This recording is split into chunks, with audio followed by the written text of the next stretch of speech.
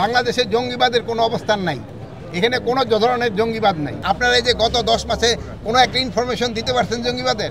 যেহেতু নাই, আগে ছিল আপনারা দিচ্ছেন, এখন নাই আপনারা দেন না। আপনারা জানেন যে কৃষি মন্ত্রণালয়ের অধীনে শাক সবজি ফল মূল এখান থেকে এক্সপোর্ট করা হয়। এটা কিভাবে এক্সপোর্ট করা হয় ওইগুলি দেখা। আপনারা জানেন কিছুদিন আগে এনবিআর একটু সমস্যা ছিল, ওই সমস্যায় আমাদের সবজি বিদেশে এক্সপোর্ট করতে আমাদের ডিফিকাল্ট হয়েছিল, সমস্যা হয়েছিল।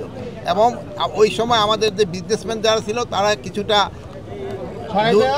লুজার মানে ইসেরও সমস্যা পড়ছিল, এইগুলি ক্ষতি হয়েছিল তাদের।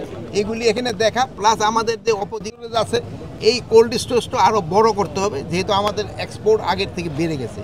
তা আমাদের আরেকটা আপনাদের জন্য সুখবর হলো যে আমাদের যে নতুন একটা যে করা হইতেছে যে এক্সপোর্ট টার্মিনাল, ওই টার্মিনালে হলো একটা বড় সুবিধা থাকবে যে স্ক্যানিং হইয়া যদি ধরেন বিমানে মাল নাও যেতে পারে ওই সময় এসে আবার কোল্ড স্টোরে রেখে দেওয়া যাবে।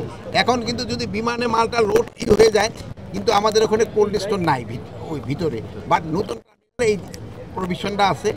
এটা হয়ে গেলে একটা সুবিধা হবে। আর আমরা প্লাস এই যে এখানে দেখেন পানের এখানে দেখলেন অন্যান্য সবজি, এখানেও আমরা একটা কোল্ড স্টোরটা আরও বড় করে দিতে চাচ্ছি, যেহেতু আমাদের শুধু একটা আইটেমের উপরেই থাকতে হবে না, আমরা বিভিন্ন আইটেম যেন আমরা এক্সপোর্ট করতে পারি এবং কিভাবে এটা বৃদ্ধি করা যায় এই জন্য চিন্তা ভাবনা করা হয়েছে। কোনো জঙ্গি নাই, আপনি ওইটার ব্যাপারে একটা কিন্তু প্রেস রিলিজও দিয়ে দিচ্ছে মনে হয় পররাষ্ট্র মন্ত্রণালয়। আপনারা গতকালকে হয়তো প্রেস রিলিজটা দেখছেন, ওখান থেকে 3 জন যারা আসছে তাদের মেইনলি ছিল যে তাদের যে কী বলে ওই ভিসার যে মেয়াদ উত্তীর্ণ হয়ে গিয়েছে, এই 3 জনের ভিসার মেয়াদ উত্তীর্ণ হয়ে গেছে।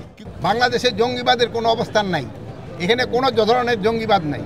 আপনাদের সহযোগিতায় কিন্তু এখানে জঙ্গিবাদ নির্মূল করে দেওয়া হয়েছে। এটা ক্ষেত্রে আপনাদের ক্রেডিট সবচেয়ে বেশি। আপনারা সবাই মানে কোনো ধরনের